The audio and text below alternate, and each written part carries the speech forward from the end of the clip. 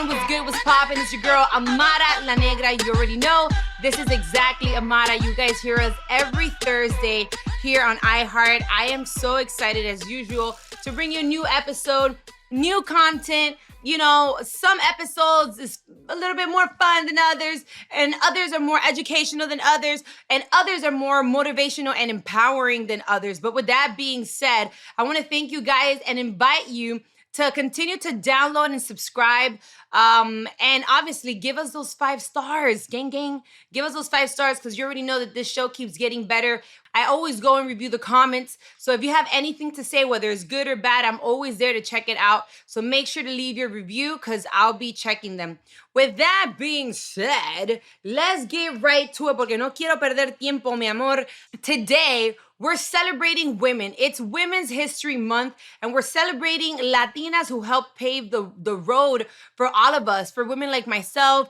And then, not just for myself, pero yo sé que hay tanta gente que se ha motivado, se ha inspirado de ver estas mujeres echar hacia adelante, ser mujeres fuertes, ser mujeres orgullosas, ser mujeres que nos representa. It doesn't matter de qué país, it doesn't matter what country they're from, just the fact that they're Latinas alone, just como que, I don't know, me enorgullece when I see a strong, powerful woman that knows what she's talking about. And that's why today I am so excited to have my guest. She has her own comedy special on HBO Max called Fighting Words.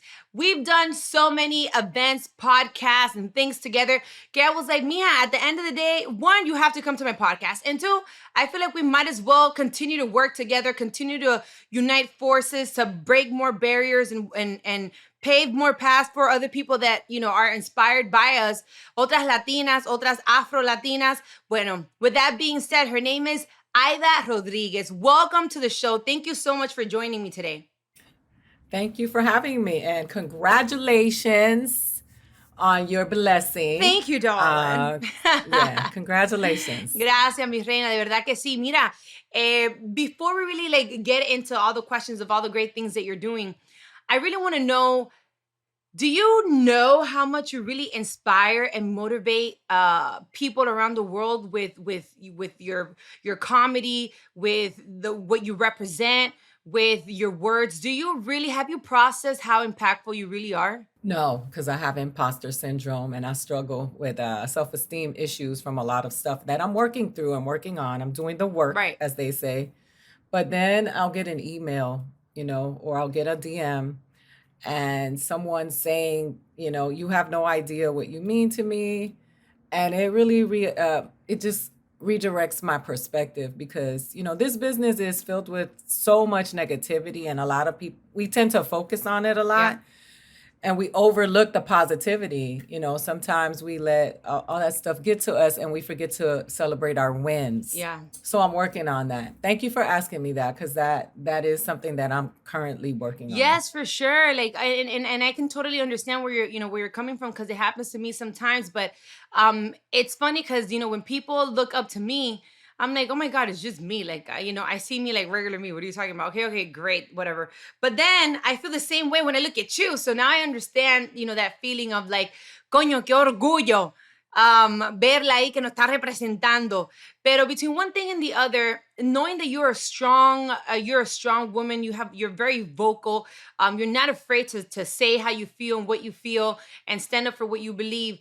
How was it for you to get into comedy? Well, you got into comedy first. Were you always this outspoken? It was, so I grew up in Miami, and I remember being in school and being very, I was very active, and I was very vocal. I brought Tipper Gore, like the first lady, to Miami to debate about censorship, like music censorship. So I have been vocal, but I think that, what happens is that the more confident you become, the more threatening you become to people who are insecure.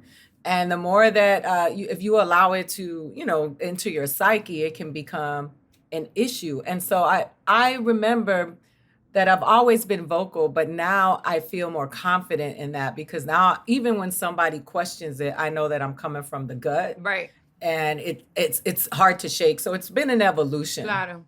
No, okay, I feel you. Now tell us a little bit about your comedy special for those that don't know too much. So Fighting Words is a special that I got from HBO Max before the pandemic. And I started working on it, and then the pandemic hit and we all got shut down. So I had to redirect and had to start working on it through Zoom. Like I was doing Zoom comedy shows, which are the worst thing on the Yo, planet dead for somebody ass. like I me. hate it. It's the Yeah, worst. because you need people's energy. Like you feed off people's energy, right? Yeah, absolutely. And so, I mean, any live performer. And so then I had to redirect, and I wanted to talk about some things. We started dealing with a lot of racial strife during the pandemic, a lot of stuff that had been here forever. You know, like when we talk about inequities, we know that that's been here for a long time. And Black people and are like, oh, really, y'all now everybody's surprised. This has been happening forever, and now everybody else is like. So I was like, I want to talk about it. I want to talk. I want to be confrontational. I want to talk to all the woke people. I want to talk to the racists. I want to talk to my people, Latinos, Latinx. And so I decided to go in. And that's why it's called Fighting Oh no, you Words. went in. You always go in, okay? And then I'll ask you this también because I don't know. A lot of people me preguntan, how does it feel to be the first Afro Latina to do this, or how does it feel to be the first Afro Latina to do that? In your case, you were the first Afro Latina to have a comedy special on HBO. Um, did you even think about it in that way of like, yo estoy representando mi comunidad latina, mi comunidad afro-latina in this process? Or it's just the fact that, I'm a woman here making this happen? You know, I have decided to, uh, I have made some changes in my identity, not in my identity, but in the way that I speak about my identity and being Afro-Indigenous and knowing how I identify. Because what happened was that a mí siempre me han decido que yo soy negra. Yo me crié en Miami, y tú sabes que with racist Cubans that are always pointing out that my lips weren't thin, y que yo tengo de negra, que soy, what is it, ordinaria, like all that bullshit. But that was the very reason why I said I want to show people in the Dominican Republic and all of their beauty, right? Because the reality of it is that life for me and you has been very different. And for me to say that my journey has been the same as yours is being disingenuous, because we all know that the lighter you are, the more privilege you have in this country and in others. So I wanted to make sure that I was respectful to my darker skinned Afro Latinos by claiming my indigenous roots and saying, I know that I present differently, but I wanted to be honest about our people. And so I wanted to show the Dominican Republic in a way that I'm tired of people showing little children begging for money when they show the Dominican Republic. Yeah, or everything is You know Punta what I'm saying? Cana, right? I mean, there's so Yeah, much beauty in our country. all over it. And so because I'm new to the Dominican Republic, it was part of my new experience in meeting my father.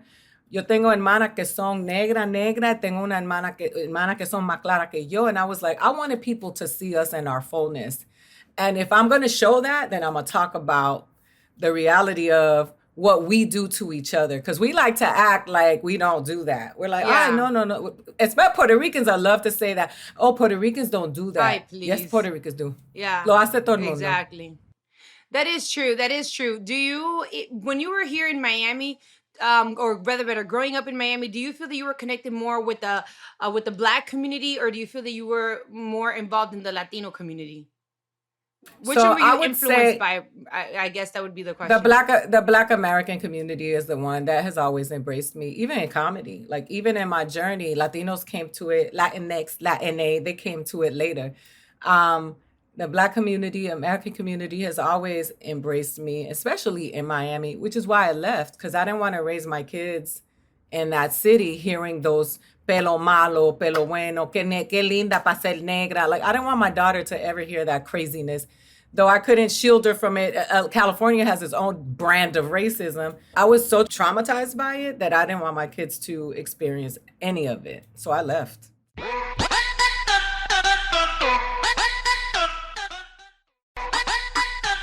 Bueno, mija. I don't know, because, shout outs to everybody from Miami, 305, gang, gang, gang. Shout outs to Hialeah, Brown Sub, all that good stuff. Alapata, ya ustedes saben. Anywho. Yeah, that's where I'm from, Alapata. Really? Oh, nice. Yeah, my TV show that I'm writing is set in Alapata. Ay, Dios mío. Well, then you must have a lot to say from Alapata, because eso es un show ahí. That for the most part, I feel that the entertainment industry is predominated by men, and there's always only but so much that you can say. I feel that men sometimes can get away with saying more things than women can. I feel like all eyes are on you the moment that you say something like, oh, no, she didn't, right? But did you ever feel a little bit como un poquito nerviosa, asustado, like, oh my God, I don't know if I should really, como que me voy a meter el pie en la boca if I start talking about tackling like white supremacy and racism and all the things that happen in our culture on your show? Was that something that you kind of felt like this could be like a cancel culture moment where they can destroy me? Either this is going to destroy me or this is really going to build, the show? Yeah, it's happened to me before. I was on a panel with a dark-skinned Black Afro Latina, and there was an issue with her and another person on the panel, and then they attacked me for not saying anything. But when I said something, then they attacked me for speaking on behalf of dark-skinned Black people. And I was like, I can't win for losing. And that taught me something very valuable. It taught me, speak your truth and don't worry about what they say, because they have something to say regardless. And a lot of the times, la gente que están hablando son envidiosos. They don't really care about the cause. Ellos son quítate tú pa ponerme yo. And that's really what it is. So when I feel those moments that I feel in my like nervous or scared, I had to evaluate why. And it's usually because I'm about to tell my truth. There you go. And it scares. The truth is scary to everybody. And that's when I have to say, do it. And don't worry about the consequences. Just do it. And that's been my last 5 years in comedy, is like, I'm going to tell it. How it is. But I'm not going to lie, because I also have this other show called Don't Cancel Me. And we talk about those things, about how I somewhat feel that we're in a very sensitive era where you can't express yourself without people automatically, everybody, she said the worst thing, and now I'm emotionally hurt for the rest of my life. I do understand how, yes, you need to be held accountable for the things that you say. I get that part. I get that some people do say things that, do deserve to get canceled. I get that part. But then también is like, some of the things that you say, whether you want to admit it or not, whether it's sensitive to you or not, is the truth. You know what I'm saying? And it's like, we all see it. It's in our faces, but nobody wants to talk about it. So when a person like you has the balls, los cojones, to get up on stage con un micrófono or get on on a big platform and you express it, it's like everybody is like scared for you. Like, oh my God, is she really going to say that? Or did she really say it? And you don't know if to awkwardly laugh, like, that was part of comedy. Or like, no, she really just said that. Like, that was some real. Have you ever regretted saying something? Como que, damn, that was maybe too deep. What I do is I don't lose the lesson, because whatever I did in that moment, regardless if it turns out good or bad, there was a reason for why I said it, and maybe the reason was for me to learn a lesson. And so I stand by what I say, and I've said some problematic things. I'm still learning. Have you ever taken it back? Like, you ever been like, okay, I thought it was funny, but after I thought about it, okay, maybe it wasn't that funny? No, what I did is just eliminate the joke and just say, I'm not going to say that again. But I did have a conversation with 2 trans women on my podcast who said that one of my jokes was problematic. And we had a conversation about it. And then I understood why they felt that the joke was problematic. And I was like, I can write another joke. I don't have to tell the joke. If I'm hurting a lot of people, then maybe the problem is me. But if it's one person that's mad because their father left them and they got an issue with a joke I made about my father, there's nothing I can do about that. That's your personal healing, baby. I ain't got nothing to do with that. And you know what? That's something to extremely be to respect. You know what I'm saying? The fact that, if for any X or Y reason I fucked up, right? Or I had made a joke that was rude, disrespectful, or hurtful, or something. Just the fact that your ego hasn't gotten, tan grande que tú te mantienes humilde, and you can say, bueno, I'm sorry if that did offend someone. I'm willing to change it. I'm willing to, because I don't want to hurt a fan base. I don't want to hurt my audience, because you guys do support me. So I definitely admire the fact that you're willing to, like, press reset on those things. Now, I do know that you reconnected with your father on the special. And everybody that's heard my show, they know how I feel about my father and how I reconnected with him and all the shit that I went through with mines. But we're gonna get to that later. But how was that experience for you to be able to reconnect with him, after so long? I'm still processing it. It was first of all, I was happy that it happened because I always wanted to see him and touch him and hear his voice and hear in person. I wanted to meet my siblings that I didn't know existed, and also, for my own personal healing, needed to take that journey because whether that we romanticize this whole thing. Oh, you meet your father, you're gonna live happily ever after. That may not be the case. I may never see him again. We may never talk again. But that moment was very special to me, and I wanted to show people who were in that same situation that it's okay. You do it for your healing. You do it for your personal healing. Eso es así. Um, That's true. but I love him. Yeah. But I love him. first of all, who made this connection happen? Did you reach out? Did he reach out? How did this happen? So they found me on Facebook. My sisters found me on Facebook some years ago. My grandmother went to the Dominican Republic before she died. Que Dios me la tenga en la gloria. She went y me lo fue a buscar because I always used to tell my grandmother when I was little, I want to meet my father. I want to be with my father. I want to see my father. So every year she would tell us she was going to Puerto Rico and she was going to the Dominican Republic and looking for him. And ella le dejó una nota en la zona colonial donde nosotros vivíamos cuando yo era chiquita con una gente, and they gave it to him. And that is how we actually reconnected. He called me and then we touched base, but it wasn't real. And then my sisters reached out to me on social media and said, hey, even if you don't want anything to do with him, we want to be involved. We want to know you. And that's how it happened. When you But it saw was my him, grandmother to find him. when you saw him, did you feel como que say yo, was there a spark, a connection, a thing, or did you see him? You're like, oh my God, I look like you, or I can see how there's certain characteristics about you that resemble. Like, did you feel anything, or was it just like like meeting a new person? Like, hey, what's up? No, it was. I mean, people commented on the face that I made when he walked into the room, but it wasn't. It was yes, man. I look like this man. Look at me. Also, I don't know what to do. Like, do I hug him? I told him to hug me because he was scared to hug me, and then it was just a very strange. But of course, there was a connection, and I felt something that I felt in that moment that I learned. I learned. I had a flashback of like my situations in life and the way that I interact with men. And that very moment, I was like, "Oh, this is why," because he wasn't there. So it was deep though.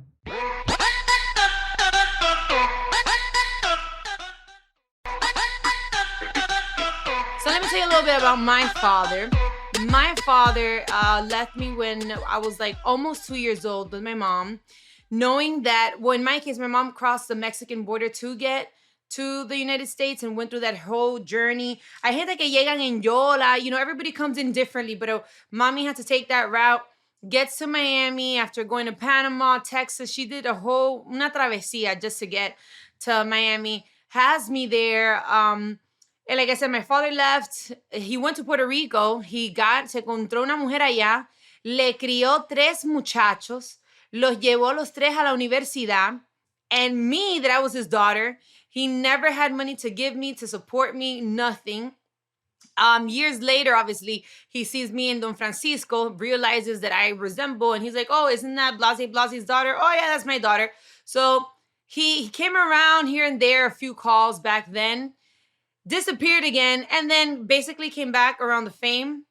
So it was kind of hurtful because I always felt like I don't think that men, and I'm speaking very from my heart right now because I'm, in a process of obviously now being a mother, but I don't think that men really understand the importance of a father figure in a girl's life. The la necesidad que una vez se siente, because it might not be all the time. Sometimes you might even forget that he exists. It's like, whatever. But there'll be certain moments that you're like, damn, I wish that I had a father figure here. I wish that I had that protection. I wish that I had that hug. I wish that tantas cosas that I don't feel that as men, they understand. Thank God. In my case, and I'm sure yours as well, we were blessed with amazing women, our mothers that se sacrificaron. Y dijeron, fuck it. Si tu papá no está, olvídate de eso. Yo resuelvo y yo estoy aquí con mi muchachita y vamos para adelante.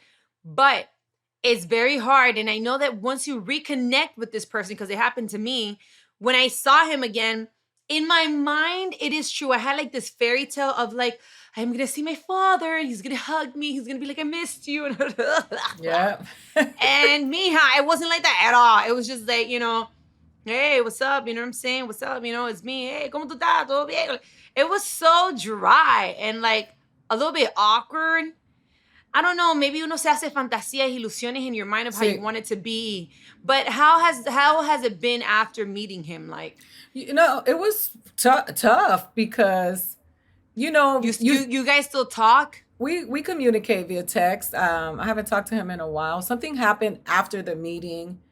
And he went off on me, and that just me espantó, like, because of course you start questioning why, what do you want? Like, do you want something? Like, I can't be your savior in this moment because I've had some success. I struggled a lot to get where I am in life, and I don't feel like I owe you anything. And so just because I grew up in the United States and there are different opportunities here, I still struggled in the United States. I went through hell.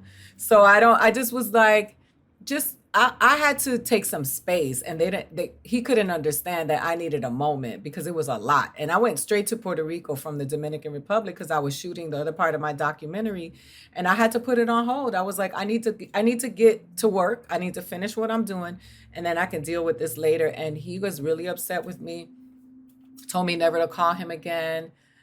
So he agitated the wound, right? And so then he called me and asked for forgiveness. And so now my trust is off with him because it's when my mom took me from the Dominican Republic and brought me to Miami, he could find me. He was coming to Miami as a performer. He was a musician. He was in Miami performing in different places. He saw my mother one time. No le preguntó por mí. So I was like, you had opportunities like at some You had 40 years, mijo. You have 40 years. 40 whole years. That's 4 decades. And he raised his other children. Like he raised. You see, and that is so hurtful when you see that you didn't do it with me, but you were willing to do it for your other children. I mean, que they're still your siblings, pero como quiera, it duele. Yeah, of course. And even my siblings are the most understanding people in that. They were like, even they are like, girl, I don't know which one was worse, you not having him or us having him. They were like, now, let me ask you this. Tu mamá está viva, ¿verdad? Sí. Yes. Gloria a Dios, amén. Besos para tu madre. Gracias, mi amor. When you spoke to your mom about, I'm going to meet him, I'm going to reconnect with him or whatever, my mom has been always very bitter. Ese hijo, you don't got esto, lo otro, maldito. Like, bien dominicana, you already know. I don't got to tell you how it is. All right, so... But there was a part of me that I felt that when you said it, I felt connected to you because a lot of people don't understand that when you want to go meet your father or whatever, or reconnect with him somehow, it's a personal healing. It's not about them. It's about you. Like, you need to fill in that gap, that space, that void. And sometimes it doesn't turn out the way that you want it. But once you do it, you feel better. It's healing. Yeah. It was healing. How was your mom's reaction? Was she supportive? ¿Qué pasó? ¿Qué te dijo? The first thing she said was, cuidado. That was, ese te va a sacar las uñas, right, is what she said. Pero, mi mamá no es, she doesn't have pelo en la lengua, right? So I get on a phone call. My mother matters to me more than anything. So I needed her to be okay with it, right? I respect her that way. So when his mother died, he wanted me to go to the DR to the funeral. Y esa señora me trató a mí y a mi mamá muy mal. So I called my mother on the 3-way call with him. And I said, look, I have him on the line. First of all, she won't let me call him my father. She goes, I would say my father, and she would say Maximo. And then he was like, my mom is sick. She's gonna die, and she wants to see Aidita is what they called me, or Cookie is what he calls me. And my mom was like, absolutely not. And he goes, Margarita, le cortaron las piernas a mi mamá. Y mi mamá le dijo, lo que tenían que cortarle era la cabeza. Ay, Dios mío. So you talk about bitter. And so in that moment, I was like, I'm not going to this funeral. Yeah, pero tu mamá es brutal. I know, we need to talk to her. Qué fuerte. Oh my gosh. Ni aunque estuviera in her last breath. No, que le corte la cabeza. Screw that. Yeah, she said she was really, really bad to us. And you know, when I went to the DR for the documentary, I una señora que you see in the documentary that you don't hear them speak, I went to visit them. Y ellos me decían, ay, mira mi Cookie, no pensaba que me ibas a venir a visitar, viven en la zona colonial. Me dijeron, cuando la señora votaba a tu mamá, te votaba a ti y a tu mamá de la casa, we would pick you up and we would put your mom here. My mom was only a teenager. She was a very young mom. And so they were like, tú eres nuestra Cookie, because you spend so much time with us, because every time they threw you out, you guys would come here. So I think my mom wasn't lying. You know? I'll tell you this, la vida da muchas vueltas, and hay un dicho que dice que uno no puede escupir para arriba because then it falls in your face. Yep. You know, sometimes we may do things in our youth. We may do things when we're in our highest moment thinking like, you know, karma really doesn't exist. And I don't want to necessarily just mention karma, but you have to pay attention to your actions and the things that you say and the things that you do, because you don't know what the future holds.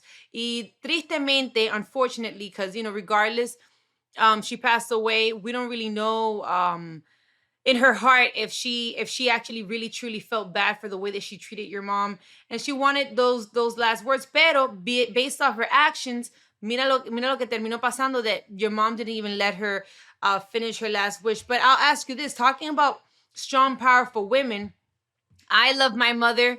I admire her extremely to the core of me.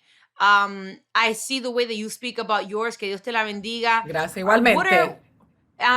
What are other women that inspire you, that motivate you, that you feel like, I grew up watching this person, or this person really influenced me? A ver, más o menos dime. So I have to start with my abuela. My grandmother was the strongest woman I know, the woman I'm named after. Mind you, my other grandmother was named Aida too, so it's very strange. But my grandmother, who came from Puerto Rico, she raised 6 kids alone. She was a victim of rape, a victim of violence, and still she didn't know how to read. And if you met this lady, you would never know. She worked. She was a landlady of some buildings. She always had a new car. Her apartment was cute, and because she was like, mija, yo no soy víctima de nadie, you know. But I would say her. But women that I've always admired, you know, it's so funny because I have been so influenced by the women in my life. I've never really idolized celebrities like that, outside of, like, I love Muhammad Ali. And when I think about strong women growing up, I think about las novelas the ones that I watch. You know, it's funny because I would always try to sympathize con la mala, right? Like, I would be like, la gente no son mala for no reason. Why is this one? But I always respect people que no se dejan joder, right? So así mismo, you know, no se dejan pisotear. No se dejan pisotear. So it's funny because I used to watch a lot of novelas, pero te enseño las héroes mías, que las tengo acá atrás. Tengo a Celia, because Celia is like my epitome. Yes. Doña Florinda, because I used to watch El Chavo and I used to think she was funny. And Iris Chacon. Like Iris Chacon, for sure, my love. Before there was J-Lo and Kim Kardashian with the ass, tell the truth. Iris was the ass of all asses. Period. Mira, personalidad, carisma. Really talking about paving the way. Iris Chacon definitely was one of them. Because La Lupe was another one. Personalidad, talento. I mean, just everything. And the fact that, I love the fact that, you know, we think that times are hard now, but times were even worse and different in the entertainment industry back then. And they were still willing to be themselves, be outspoken, be controversial, be all those things back then. So I definitely always say we have to give our respects to those that paved the way for us. Celia Cruz, for sure. Mira, este mes, que es Women's History Month, there's going to be so many Latinas that we're going to be, talking about, and we're going to see them all over the place. I'm glad that you said Celia Cruz, and I feel like who doesn't know who Celia Cruz is at this point? Silvia Rivera, as a trans woman también. I mean, there's just so many people that we can really talk about. I feel like I need a show just to go over the list Pepita. But all the amazing women. But I'll tell you that one thing, even though I was raised with my Puerto Rican family, I love that my mother gave me Mili Quesada. Yes. Y me dio las chicas del can, like, because Las chicas del can. Piao. Like, and every New Year's we celebrated listening to Mili. So I think that my mother tried to give me the best of the Dominican Republic in her way, because she, even though I was around all the Puerto Ricans all the time, I grew up listening to the music, eating the food. My favorite food is Dominican food. Like, el desayuno dominicano, like that's breakfast for me.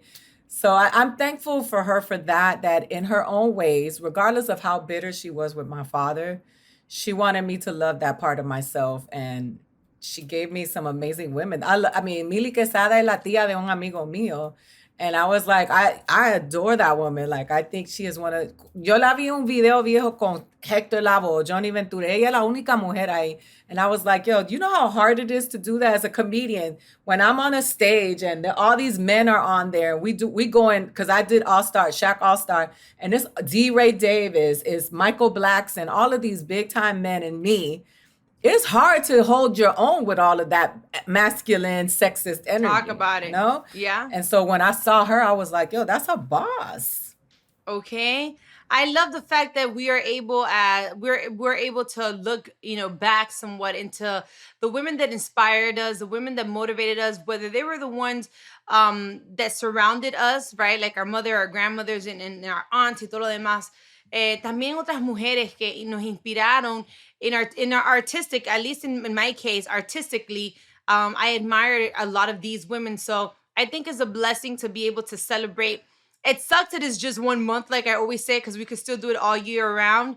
But at least we're dedicating this time to recognizing all the hard work and the way that they changed the world in many aspects.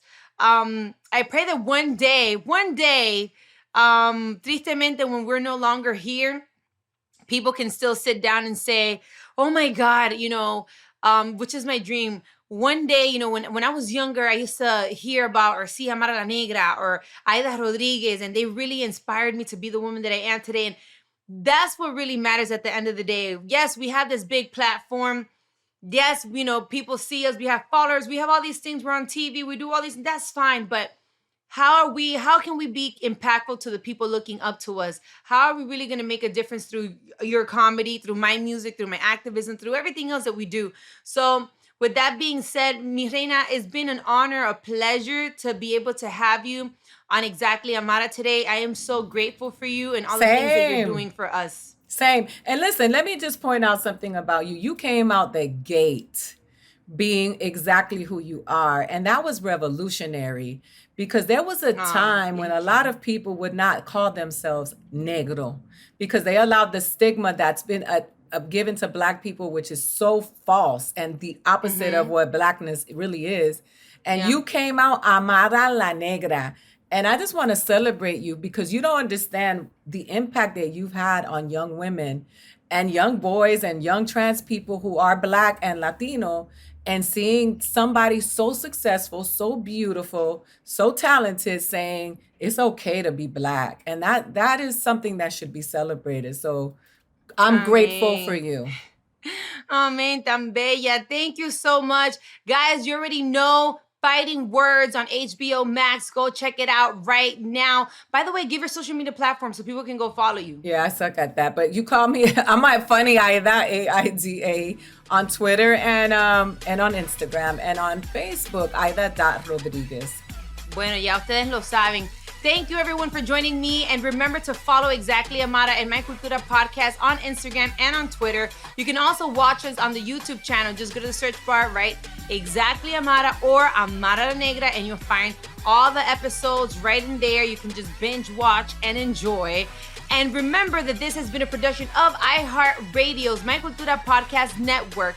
For more podcasts from iHeart, visit the iHeart Radio app, Apple Podcasts, or wherever you listen to your favorite podcasts. This has been Exactly Amara.